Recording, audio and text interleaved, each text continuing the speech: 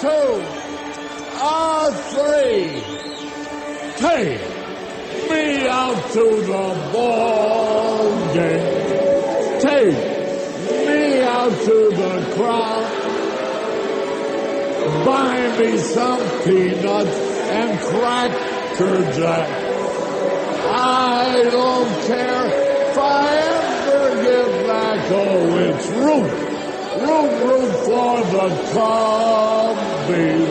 If they don't win, it's a shame. For it's 1, 2, 3 strikes, you're out at the old ball game. Hey!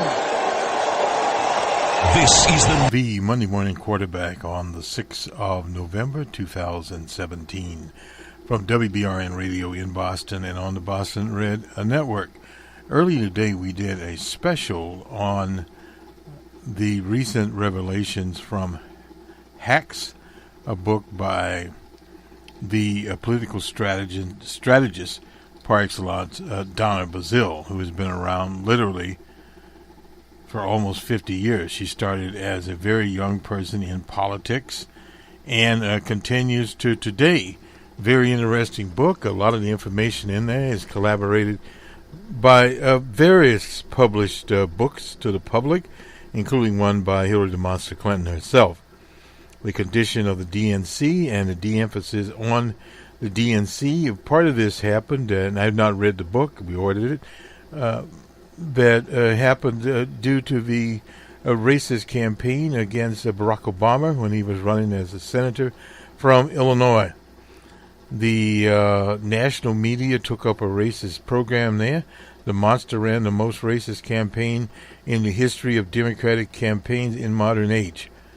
Even old Rush Limbaugh called for his supporters in Pennsylvania, a place where the monster got caught this time around, and to go out and vote for him, and also in Mississippi and various other places. While Bill Clinton, her husband, even got into the same act, being a quote-unquote centralist Democrat in what some would purport to be a right-of-center country. Well, right-of-center countries get you into trouble. The problem is they move from the right-of-center to the right to the ultra-right, and now you have alt-right. You literally have Nazis walking through the streets with torches saying they will not be replaced. This is what happens. People have to understand that the consequences of these right-wing movements, they tend to move more and more to the right over time. And they have a responsibility for supporting people like Bill Clinton, who was only elected in 1992 because of a conservative business person in Texas by the name of Ross Perot, who was from Texarkana, Texas. He was head of the Perot Systems. He came out as a sales type from IBM, selling computer software at the time and mainframe services. He sold in the state of California, where they ran their quote-unquote welfare program. So in other words, he got rich off of welfare. And Clinton ran against welfare as we know it, and of course they then eliminated, and that was a social safety net. But welfare, as Professor Reed points out in the Bay Area, has been associated with African people primarily. Although African people are a minority of people that receive these benefits as a general situation. Even the New York Times will have a medical lineup of vaccination, whatever, and you'll see a few times a black arm there. So in other words, people tend to see that, resent that. They're working at their sub-minimum jobs, and people are on relief. But one of the things to remember about so-called relief, the dole, etc., the payments, and this is primarily what used to be called ADC now. It's called income sufficiency, food sufficiency, etc. And most of those payments in most states are at the same levels that they were in the 1980s and into the 90s. And we're not talking about a current $2009 period. What has expanded there, you get such things, the income, earned income credit, that is there, and you get the food sufficiency, but it's not very sufficient. And for some people, they get a Section 8 housing voucher or what have you. So in other words, housing is taken care of, help with child care, job training, and there is in most states an end to what a person can receive benefits unless they're in some type of training program, etc., providing they are physically or mentally able to work. Is a different situation there. But that is all part of the safety net that the Republican Party has set out to destroy. And given the framework of the DNC, President Obama had to put his own parallel organization up as quickly as possible, or he would have not won the presidency. Old man McCain of Arizona would have been there, period, or the monster would have won the race, and then she would have probably lost it to the old man McCain. But this is just part of it, and this DNC thing goes on. So Donna Brazile had been the vice chair of the DNC, what they looked at as a token position, but nonetheless she had been there. She knew the history of the organization, and then she was asked to come in as the chair when the chair had, as they say, become kaput lunum. That is Swartz from Florida. She ran the place like a person, a little piggy bank, ran around in a stretched black Tahoe, etc. All this is in the book. But one has to remember about any of these books, the highlights there, selling points, what will sell them out. So you go through them and you see but what has been fact out in other books by various other parties, and most of this is fact out. And now as far as the removal of the monster as a candidate, that was done in previous times. We recall with Dr. George McGovern, for whom we worked, had a problem with Thomas Eagleton out of New Jersey. He had electroshock treatments. That was an odd there for depression probably, but nonetheless he was forced to resign. Sergeant Saraiva replaced him. Was a DNC move. Now that is with consent of quote-unquote the DNC, but the way that works basically is the consent is pro forma, because for a chair to remove a candidate like the monster from the ballot, you would bet that all the actors would have gave their consent, and they would have left her as the quote-unquote fall person. But nonetheless, they were very nervous because she'd evidently been dragging her feet around. The woman had walking pneumonia, and her handlers were putting her out there when she should have been in the bed literally resting. But nonetheless, the monster was strong, so she pulled through it. But the problem was her general staff was not up to it. Now, they ran around talking about how good their analytics were. The analytics were not that good. They were lucky. So this thing sort of goes on, and they were incompetent as far as the ground game was concerned. They virtually didn't have one. This penny pincher Monk, or whatever his name was, he was penny pinching and running his automated program. An anti-human thing. I guess he got too much into machine learning, perhaps. I don't know if that's his background. I have no idea what that character was into. But they disrespected Brazile, and in fact, we titled our program Louisiana Hot Sauce. She talked about that. She is from Louisiana, and from what I know about Louisiana women, you don't mess with them. Let me go to E.J. Dion here, and his article on a race related to this coming up in Virginia on Tuesday. He said on Tuesday, Virginia voters confront what will almost certainly be the most consequential election for governor in their lifetime. I doubt that very seriously. They have Northam running against the party hack Ed Gillespie. Ed Gillespie ran for Senate there and almost won. A Norton victory would send a signal to the country that Trump is a severe drag on the GOP, especially if they were combined with Democrats' pickups in the legislature. This would boost the forces trying to contain Trump's abuse and give heart to those doing the organizing work against him at the grassroots. Well, it would be somewhat. It would tell Republicans that cuddling and imitating Trump carries a high cost. Well, they're not necessarily cuddling Trump. Trump's the only vehicle they can hold on to his coat strings with his coat with both hands, quite literally.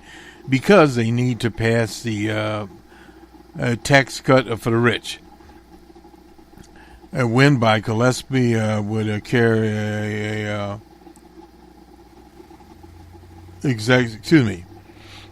would convey an exactly opposite message. It would ratify the Republicans' candidates' venom and dishonest campaigning, tying Northam to felons,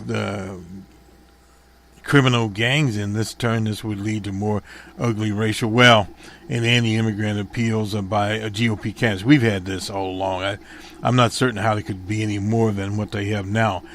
But an issue they have in Virginia is obviously, because it was the headquarters of the Confederacy, is those monuments. I don't know if he mentions that or not. Norton defeat would also demoralize Democrats, who up to now have grounds for believing that the anti-Trump sentiment has emerged on their side. Mobilization is the key, both on Tuesday and in 2018. A mediocre Democratic turnout in Virginia would bowl ill for next year, not necessarily there. If Gillespie prevails, Trump will, and for all of those reasons, be very, very happy. No doubt independents and Democrats who are thinking of staying home should ponder whether they really want to put a big smile on the face of DJ Trump. It is commonly said that off-year elections, such as those in Virginia and New Jersey, are over-interpreting, overspelled. No doubt about that. Well, sure, given political pundits' few election returns, they will always squeeze them as hard as they can to extract every drop of deep, long-term meaning. Well, sometimes they have it, and most of the time they don't. But guess what? The post-presidential races have, in fact, been predictive in the past. Most recently, 2009 Republican triumphs in these two states produced genuine harbingers of the Democrat catastrophe in 2010. Well, that was a little bit different there. That was all about race also. And the interpretation of this showdown already baked in. If Democrats lose, they will go to doubt the discount the wider significance of results by blaming Northam for whatever mistakes he and his campaign made. No doubt about that. The state that voted for the monster, according to the Washington poll, Shaler School poll, 59% of likely voters disapprove of Trump's performance. No doubt about that. And on similar lines, Republicans will try to write off a Gillespie loss as invincible, precisely because of the anti-Trump numbers there. But in the areas where he'll get his term out, they have pro numbers. And it says local issues here. Yes, the candidates differ on taxes, climate, that's not very much. And fair drawing of legislative districts, Confederate statues, Obamacare, the National Rifle Association would be less gleeful than Trump over Northam setback. The competition might have been a more congenial affair. Northam is a middle of the road, and that's one thing to remember. He's a middle of the road type. He's one of these types, Democrat in a long Virginia tradition that has gotten Virginia in the trouble that it's in now. Gillespie, of course, is a lobbyist and operative, and almost lost the primary because he was not in the Trump mold. But, well, they'll settle for him now. That's basically where that goes, period. Let's go to Rand Paul. Evidently, Rand Paul met, the optometrist met with the, what was the anesthesiologist. Paul's a small guy. This guy lived next door to him. Supposedly was a liberal named Rene Bouchard, who was charged with fourth-degree assault. Nothing there. Since the end, he tweeted his wife, Kelly, and I appreciate anyway support. But he has broken ribs. Said in a statement, the senator has 5 fractures, including 3 displaced fractures, meaning the bones are partially or completely cracked. This type of injury is caused by high velocity, severe force. It's not clear exactly how soon he'll return to work. His pain is considerable, no doubt about that. Rib injuries are very considerable. It's difficult getting around, including flying. Well, even with painkillers, he shouldn't be flying. Has lung contusions or bruises caused by broken ribs. That's the spokesman there. He could not say whether one lung was bruised or both. Said Paul's recovery could last several months, no doubt about that. So Paul should stay home. He won't be there, including internal bleeding, damage to other organs, and pneumonia. Yes, you can. Those ribs are bad. I don't know what this fellow hit him with. Paul, of course, is an optometrist. He's been in Bowling Green since 1993.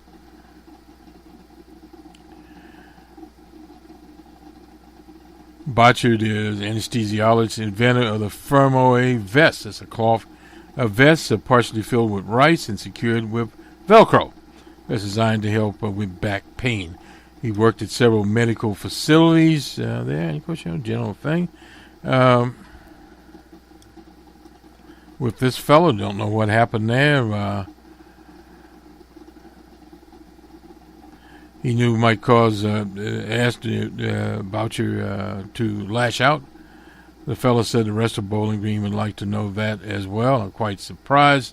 Boucher left whatever hospital he was at. He had full privileges. Boucher worked, and so did Paul. Must work together at some point. Whether he lived in the neighborhood there, I think he lived next door. Anyway, he was released on a $7,500 bond. He'll appear on November the 9th in court. They don't know why the attack went on there. He was active on social media and some negative things about the Republican agenda. Jeff Jones, a registered nurse who worked with Boucher there. But anyway, Boucher is a former Army pain management specialist, graduated from the School of Medicine in Des Moines, Iowa, in 1984. Osteopathic medicine, let me get that right here. Had overrun with other users criticizing Boucher for alleged assault. Anyway, Jim Bullington, a former member of the City Commission, knew both men. He said Boucher's divorce, lived alone, described him as a socialist. Well, whatever. Anyway, that is it. And other people there, Frederica, Dr. Williams, I didn't know she skipped several days of votes after threats were made against her after a spar with old DJ Trump. That was over the affair in Niger. The killing of Mr. Johnson down there. Threats turned to violence during the summer. Well, we know about that. But it is getting to be a much more dangerous game to be an official in Washington. The Texas church, we talked about it. The gentleman that evidently, a person that killed the 20 whatever people he killed, was a former Army Air Force type, actually, and he had been discharged from the Air Force, I think, for battery or something of that nature, and that was pretty much the end of him right there. A picture of him there, 26-year-old former Air Force airman, and he had been in the Air Force, Alamogordo, New Mexico. He was a logistics readiness specialist, is what he was. He was a bad conduct, discharged the fellow. He had a lot of guns. He was on his Facebook page with guns. So he'd be, as they say, an NRA man. Don't know if he was a member of the NRA. He was also a security guard, and he evidently went out of the church, and some citizen got his own rifle and shot at him. They don't know if they shot him or not, and he dropped his rifle, and probably he did, got into his car, and of course they found him dead. So that was the end of that story right there. Let me just get this. I didn't get it the last time around. This is an open letter from Hillary America Team 2016. We were shocked to learn the news that Donna Brazile actively considered overturning the will of the Democratic voters by attempting to replace Hillary Monster Clinton and Tim Kaine in the Democrat presidential and vice president nominees. Particularly troubling, puzzling that she would seemingly buy into the false Russian-fueled propaganda, a little red bait in there, spread by both the Russian and our opponents about our candidates' help. Donna came to take over the DNC at a very difficult time. We were grateful to her for doing so. She's a longtime friend and colleague of many of us and has been an important leader in our party, which she said to George Stephanopoulos. We do not recognize the campaign she portrayed in the book. The 2016 campaign was unlike any in our history. It was very difficult for our candidate and our staff. We are very proud that throughout the campaign, the aftermath, the staff stuck together and worked as a team. We did our best we could for Hillary and Tim Kaine.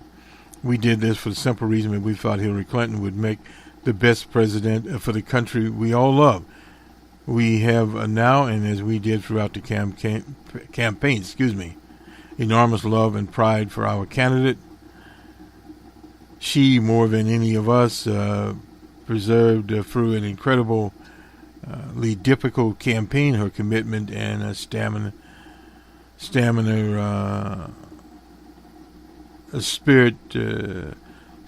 us each day. We are proud of the effort she and the campaign made in both the primary and general election.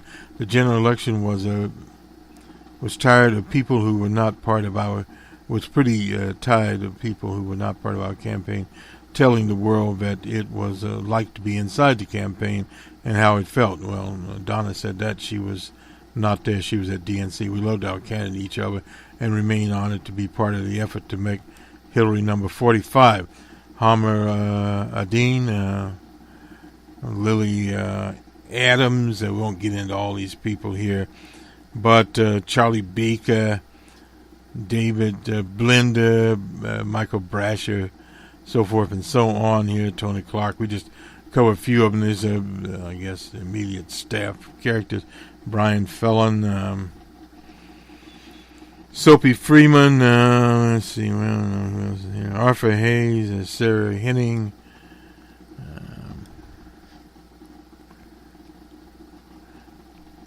Sarah Krause, Doug, who is Doug? Anyway, Doug somebody, Landry, yeah. Sierra Lindsay, don't recognize any of these names, but John Podesta, well, he didn't get up at the top. He just sort of got his name down here where I guess he hoped that people wouldn't know he was there. Elizabeth Lopez, Sandoval, don't know who she was, period. But anyway, these are people that signed the letter. So much for that. They put it on the Medium there, and we reported. Let's go now to the sports scores. Here somewhere. From the NBA last night, the Heat was at the Clippers in Los Angeles. Heat 104-101. The Celtics were at the Magic. Celtics 104-88. The Wizards had Wizardry at the Raptors. They 109-96. The Jazz in Houston. Houston 137-110 for the Jazz. The Suns were at the Spurs in San Antonio, 112-95. The Pacers were at the Knickerbockers. Knickerbockers 108-101. Knicks are doing a little better this year. The Hornets were at the T-Wolves. The T-Wolves 112-94. A lot of teams do well in the early offering. The Thunder was at the Trailblazers out in Portland, 103-99. And the Grizzlies in Los Angeles with the Lakers, 107 Lakers to 102 for the Grizzlies. That is NBA. As we said, we would be looking at NBA, and let's see here. We had some of the power ratings here. I don't know where they are now, but we'll hopefully find them.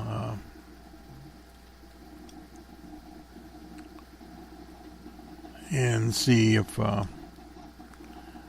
these were the teams that were chosen on the power ratings. They've changed the ESPN website around a bit, so it's a little different. Here we go. The NBA power ratings. And we'll name these teams. We try to get as much of this as we can going here. Go to somewhat of a little statistical makeup. But we'll, let's see, we'll get the number, Number one team was the Rockets. They have in 2017 18-5-2. Previous rank was 1. There's still 1 there.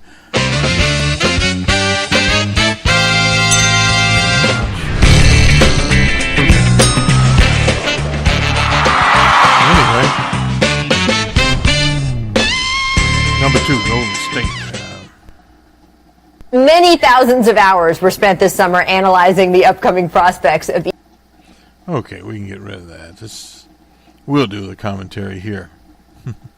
Anyway, let's see. The Rockets were number 1 in this display, and number 2, Golden State. I don't think many people would argue with that. San Antonio, 18 games, 4-2 record. Their previous power rating was 2, so I suppose they went down 1. They're number 3. Number 4, the LA Clippers. Number 5, the Memphis Grizzlies. The Celts are number 6. The Cavaliers are number 7. Their previous rating was 4, so they're down 1 anyway. So much for Cleveland. And the Toronto Raptors are number 8. Number 9, the Milwaukee Bucks. Well, at least they're there. And the Trailblazers, number 10. No surprise at that. The Thunder, number 11. Well, anyway, we'll see how well they are. This is early in the season. The Magic of Orlando, 12, down in Disneyland World. The T-Wolves at number 13. The Wizards at 14, and Washington Wizards. Get them. The the Pelicans. Well, wait a minute. Let's get the Knickerbockers in here. We're going a little bit ahead of ourselves here.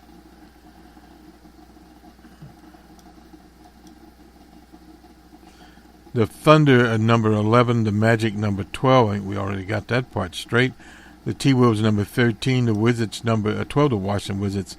And number 15, the Detroit Pistons. The Denver Nuggets at 16, the Pelicans of New Orleans.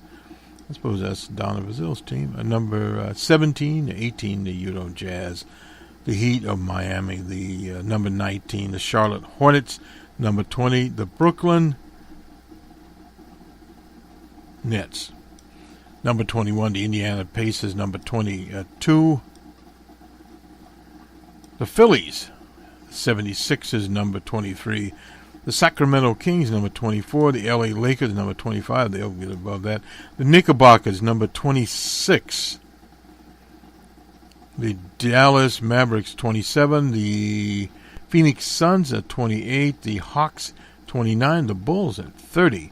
They have 18 games. They're 1-4 record. And they are in a last place. Dead last in offensive efficiency, last in net ratings. Oh, boy. So we go. Anyway, that is basketball. Last night we gave the scores for college basketball. So we're moving more on that. Let's just check soccer here real quickly while we have a few minutes. This is the Monday morning quarterback. Incidentally, the Washington Huskies have the best defense in the pack, whatever it is these days. Manchester 3 over Arsenal.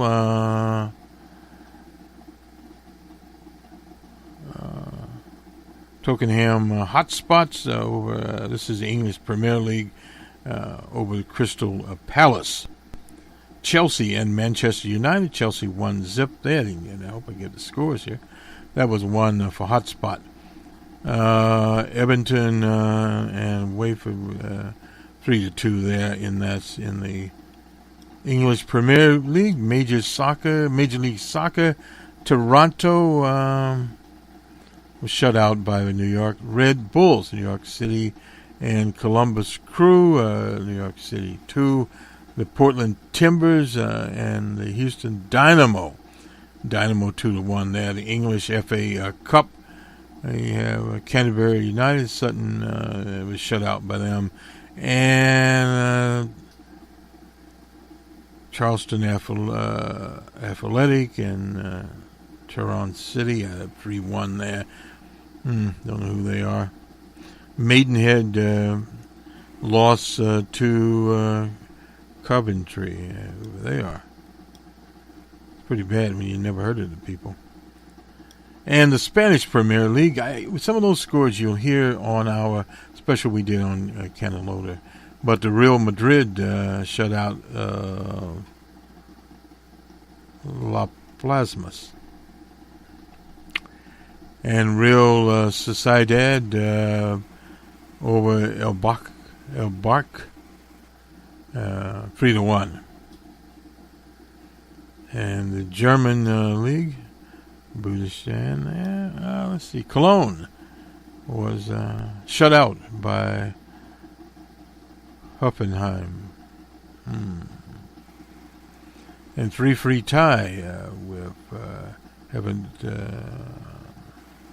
Berlin and VfL Würzburg. The Italian league, well, we got them all going on here at once, I suppose. Well, none of these we've heard of before, but the Atlantic 1-1 and Espan, anyway. We have heard of Sussudio. It was shut out by AC Milan. AC Milan, we've heard of those. The French league, we don't really do much. Marseille and Marseille shut out Cameron. And let's see.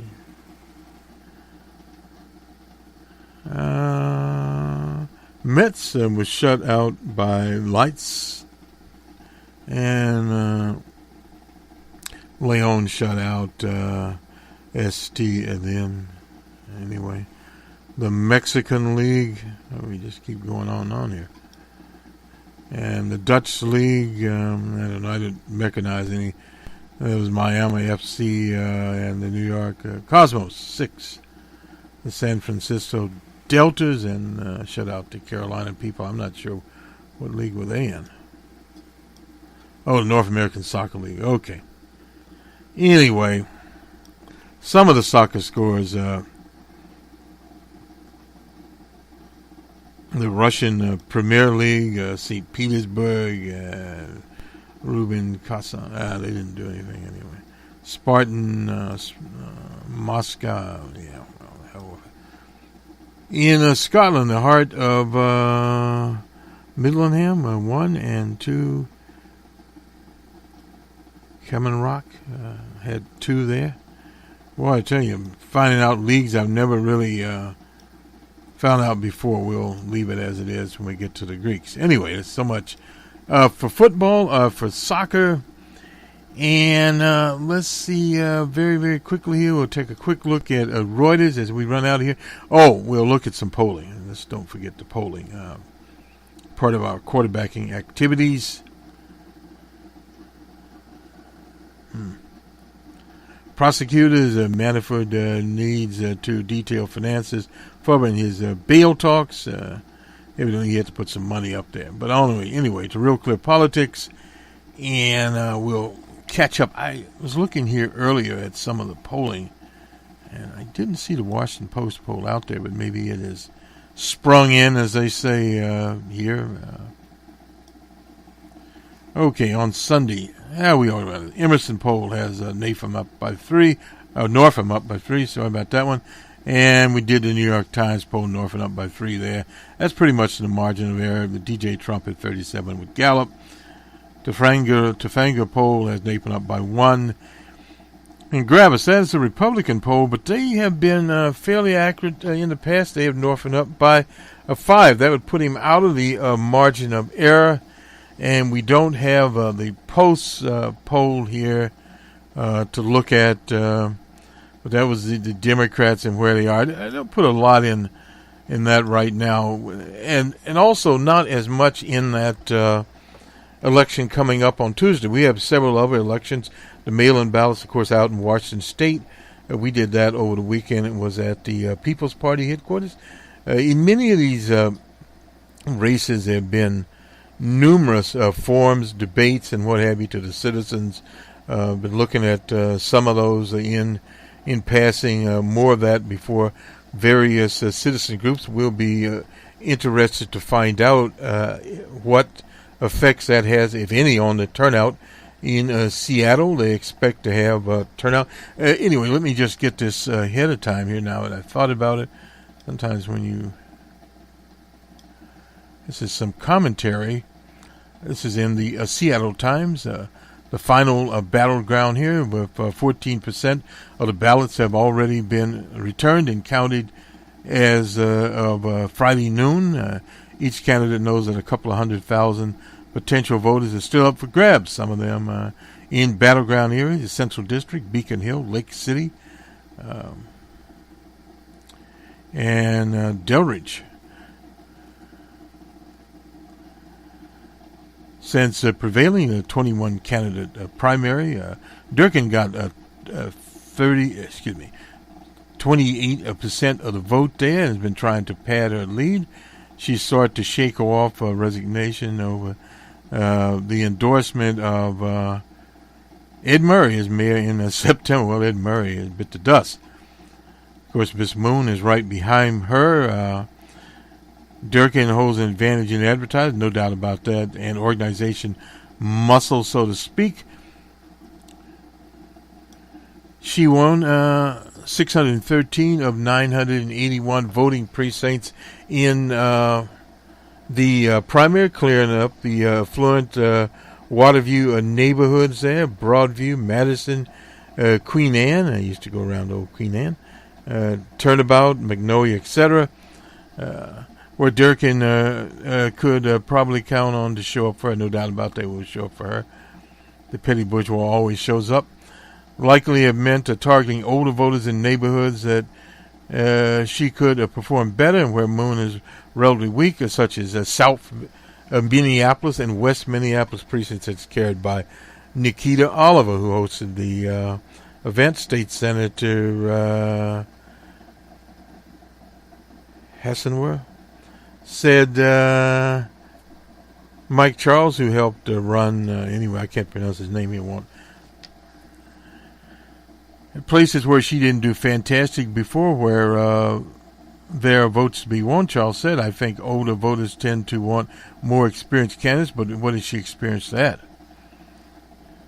Tend to see her appointment as a U.S. attorney is very affirming of her ability, not necessarily.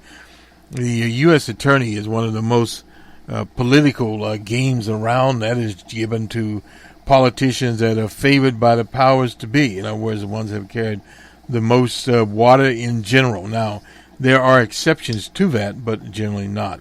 King County, the election board, that is Seattle, a 50% turnout, that would be good, meaning, of course, now you remember the ballots were mailed out. That would mean more than 115,000 votes are needed to win, and in the primary, Durkin received about half of that, 51,000 votes there. So they've been, for volunteers, doorbell, that's a term in West Seattle last weekend, South Seattle on Saturday. There are a lot of individuals who are excited and stepping up, including workers from some of the dozen-plus unions backing her. That's an unfortunate situation. But unions have made mistakes before. We all make mistakes. Durkin volunteers since June have contacted 81,000 voters, knocked on 28,000 doors, are doing more than 1,000 shifts. Some volunteers were on hand anyway. When the East Lake officers won't get into all that, but the People's Party really had a lot of people out, and that was one of the unfortunate things. Early on, Moon did not have a grounds game, but again, that's a different situation. Dollars and endorsements are boosting her, no doubt about that. $1 million from 4,000 donors. Well, we laid that out where she got all the money before. Unfortunately, independent committees bankrolling her $700,000 there. Patty Murray, former Gabby Gifford, endorsed. And this is sad. Patty Murray is a good person, but again, she's a party regular. But Gabby Gifford endorsing this character Durkin is just really unfortunate. In the South Seattle, Emerald showing her campaign's Emerald anyway. Moon, overall strategy is clear enough after the primary, seeking to isolate Durkin with the rest of the field by describing her as one of the 5 leading candidates who was not backed by a big corporation. This is Carrie Moon. Jim Weiberly, who helped the former mayor Mike McGinn during his run in the primary, pinned a piece saying Moon could win by forging an anti-Durkin coalition of voters seeking change. Moon has stuck with that plan. That is from Heather Vina. We're getting out the vote of young people, who did not vote in the primary. People who voted in the primary for other progressive candidates said, mentioning Oliver and McGinn and State Representative Farrell. In part, this means voters with peppering, while airing Facebook ads in zip codes where more younger voters were people of color. That is what Moon has to get. Moon has to get large numbers of the followers of O.J. Simpson out there and young people to vote for her. Supermarket workers could be important for Moon. The UFCW 21 political director said they are keenly aware of the election and whom their union has endorsed. Good. Both candidates have gone somewhat negative in recent weeks, trading election law complaints, barbs in the debate. Oh, well. Comcast and CenturyLink have long donated, together donated $500,000 to business groups and independent committees backing Durkin. The Durkin consultant who previously worked for Ed Murray has lobbied for Comcast. Well, this whole group had been with Ed Murray forever. There are also reasons for frustration amongst Moon supporters. McGinn endorsed her, but his meek primary demonstrated how much his influence has won. Not very much. Moon's campaign wanted to get the People's Party contingent to coalesce around her, Charles said, calling the results inconclusive. That's unfortunate. She's hoping to have the same enthusiasm that showed up for Nikita Oliver show up for her, the ground game, the social media excitement. Meanwhile, candidates' decisions to spend more than $175,000 of her own money in the race somewhat blunts her criticism of Durkin. Not really, because she had to do that. Sometimes you unfortunately have to do that. Moon still could rout Durkin among Oliver's supporters. In fact, she should, because what can happen with a Carrie Moon, although Carrie Moon is not Nikita Oliver, but Nikita Oliver would have a opening to come in the door and demand that Moon do certain things that she would not have with Durkin. She could be out there protesting, that is what they do, and they do it well. But Durkin would be in with the city bosses, and that'd be in that story right there. That's where Carrie Wynn's spokesman said, because she's authentic. I don't doubt that 1 minute. And because she has been transparent, watching from the sideline, Charles is unsure what the election outcome will be. She's fighting an uphill battle. Everybody knows that, referring to Moon, but that doesn't mean she can't win. She could indeed pull this off. A lot of it depends on turnout. A high turnout election does not help Jenny Durkin at all, because Jenny Durkin is going to get her people out. The rich people are going to come out. The people that are part of the Democratic machine are going to come out. But what the limits, and those are the same people that voted for old Murray, until Murray, as they say, fell on whatever he fell on. I'm going to that one. And so he's out of the game now. But he was a patsy for big business, no doubt about that. This will do it for us. We'll see you on the Open Source Report. We will append the Louisiana hot sauce broadcast we did, and also on Catalona. That is from BR on the World. That is our international affairs program. We shouldn't have to have one, but again, this is the old US of A. Have a good week, everyone. We'll talk to you next week on the Monday Morning Quarterback, and we also will eventually get up All About Sports, which is a sports magazine on the business of sports and efficacy of sports, etc. Good day.